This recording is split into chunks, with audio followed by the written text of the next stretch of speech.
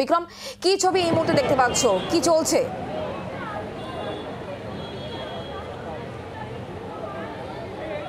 দেখো, তোমাকে যেটা জানাবো, গতকালে যে ছবি আমরা দেখেছিলাম যে কার্যত আরজি কর মেডিকেল কলেজের ভিতরে এবং বাইরে উত্তাল পরিস্থিতি ছিল। কারণ একদিকে যেরকম আরজি কর মেডিকেল কলেজের যারা রেসিডেন্টসরা তারা মূলত ভিতরে বিক্ষোভ দেখাচ্ছিলেন, অপর দিকে কিন্তু বাইরে দেখা গিয়েছিল যে পলিটিক্যাল যারা সংগঠনগুলো দিয়ে আসছিলেন তারা কিন্তু বাইরে বিক্ষোভ দেখাচ্ছিলেন, তাদেরকে ভেতরে আসতে দেওয়া হয়নি।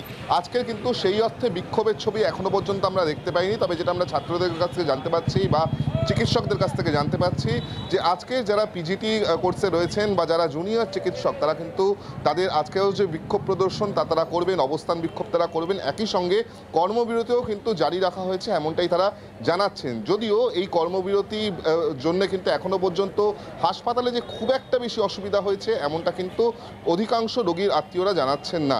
তারা যেটা বলছেন যে গত শুক্রবার থেকে বেশ কিছু ক্ষেত্রে তারা দেখতে পাচ্ছেন যে চিকিৎসকরা তারা কিন্তু ভিজিট করছে না, কিন্তু অন্যান্য যে সমস্ত পরিষেবাগুলি দেওয়ার তা কিন্তু দেওয়া হচ্ছে। অপরদিকে আজকে যদি কোনো বিক্ষোভ হয়, এই ধরনের বিক্ষোভ গতকালের মতন বিক্ষোভ হয়, তাহলে পুলিশের তরফ থেকে কী পদক্ষেপ নেওয়া হবে তার জন্য কিন্তু আমরা দেখতে পাচ্ছি যে আঁটো নিরাপত্তা ব্যবস্থা এই মুহূর্তে পুলিশের তরফ থেকে করা হয়েছে। তুমি দেখতে পাচ্ছ প্রচুর মহিলা পুলিশ ফোর্স এখানে নিয়ে আসা হয়েছে, তার সঙ্গে সঙ্গে বিশাল র্যাপের বাহিনীকেও প্রস্তুত রাখা হয়েছে। এবং যেটা জানা যাচ্ছে যে একদিকে যেরকম জুনিয়র চিকিৎসকরা তারা জানিয়ে দিয়েছেন যে কোনো রকম কোনো পলিটিক্যাল ব্যানার নিয়ে বা পলিটিক্যাল রাজনৈতিক পতাকা নিয়ে কাউকেই এখানে প্রবেশ করতে দেওয়া হবে না। অপরদিকে কিন্তু সেই একই পথে হেঁটেছে রোগী কল্যাণ সমিতির তরফ থেকেও জানিয়ে দেওয়া হয়েছে যে পলিটিক্যাল লোকজন বা পলিটিক্যাল ব্যানার নিয়ে যদি কোনো মিছিল ভেতরে আসে, হাসপাতালের ভিতরে প্রবেশ করে, তাহলে কিন্তু রোগীদের সমস্যায় পড়তে হচ্ছে। রোগী ভোগান্তি কিছুটা রয়েছে বিক্রম, সেই ছবি আমরা দেখতে পাচ্ছি। আর তার পাশাপাশি যেটা দেখা যাচ্ছে সেটা হচ্ছে পুলিশি প্রহরা, যাতে কোনো রকম কোনো অসুবিধার সৃষ্টি না হয় সেই দিকটা নজর রাখা হয়েছে প্রশাসনের তরফ থেকে। তুমি নজর রাখো, আমাদের সঙ্গে থাকো। এরই পাশাপাশি শুক্লা একটু ন্যাশনাল মেডিকেল কলেজের দিকেও নজর রাখতে হচ্ছে। প্রসেনজিৎ সর্দার আমাদের প্রতিনিধি সরাসরি রয়েছেন সেখান থেকে আমাদের সঙ্গে। প্রসেনজিৎ, গতকাল বিক্ষোভে উত্তাল হয়ে উঠেছিল ন্যাশনাল মেডিকেল কলেজ, কর্মবিরতিতে গিয়েছিলেন ডাক্তাররা, আজ কি ছবি?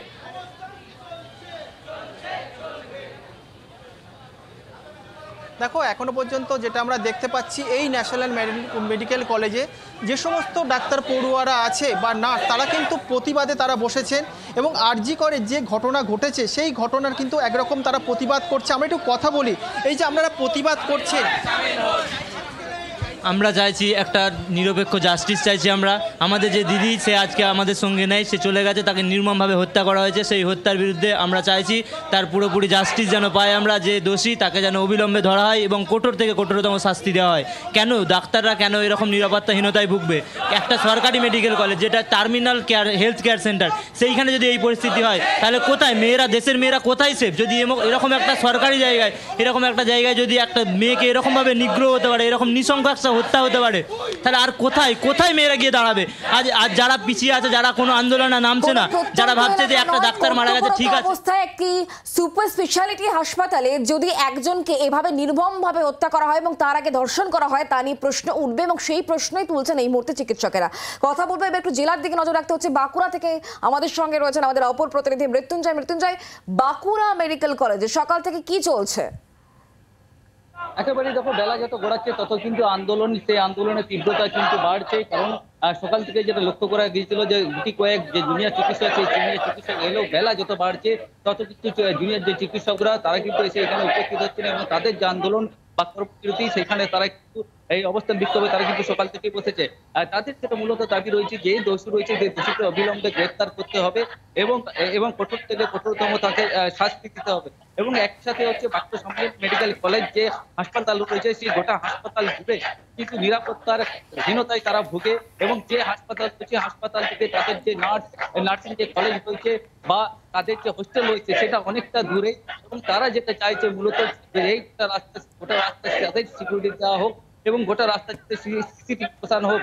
কারণ হচ্ছে বহু ছাত্রছাত্রী রয়েছে, তাদেরকে ওই যে পথ করে আসতে হয় এবং সেখানে কোনো তাদের যে সিকিউরিটি সেই থাকে না এবং সেই কারণের জন্যই তারা বারে যে হাসপাতাল কর্তৃপক্ষ রয়েছে সেই হাসপাতাল কর্তৃপক্ষকে তারা জানিয়েছে এবং তারপরেও কোনো সুরাহা হয় এবং আর্থিক যে ঘটনা, সেই আর্থিক ঘটনার পর তারা কিন্তু আরো বৃহত্তর আন্দোলনমুখী হয়েছেন এবং তারা চাইছেন যে তাদের যে সমস্ত দাবিগুলো রয়েছে যতক্ষণ না মানা হচ্ছে ততক্ষণ পর্যন্ত তাদের যে আন্দোলন সেই আন্দোলন তারা চালিয়ে যাবে।